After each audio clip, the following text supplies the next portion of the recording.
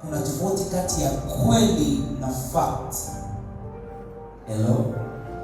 Kweli ni ya milele, lakini uhalisia ni wa kitambo tu, kwa sababu baada ya muda fulani huo uhalisia unaweza ukabadilika. Kweli haibadiliki kutokana na muda. Kweli ni ya milele.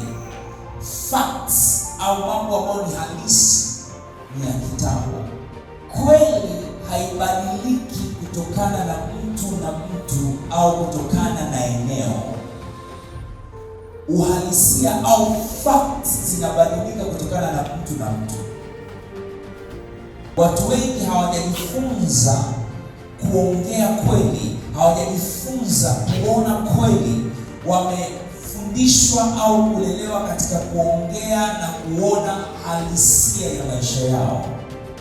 Kweli ni neno la Mungu. Kwa hiyo ukweli hauamuliwi na ulichokiona au ulichokisikia. Ukweli ni neno la Mungu, kwa sababu neno la Mungu halibadiliki. Linafanya kazi hivyo kwa kila mtu, kwenye kila eneo na kwenye kila majira. Kwa hiyo neno la Mungu ndio ukweli ambao tunauongelea. Kwa hiyo unaposema kwamba mimi ni tajiri, hauongelei kiasi cha fedha kwenye akaunti yako, hauongelei fedha za Kitanzania ulizonazo. Unaongelea utajiri ulionao katika Kristo Yesu. Haleluya. Amen. Usioelezeka, usiochunguzika wala kupimika. Na kweli ya neno la Mungu kuhusiana na hilo haibadiliki.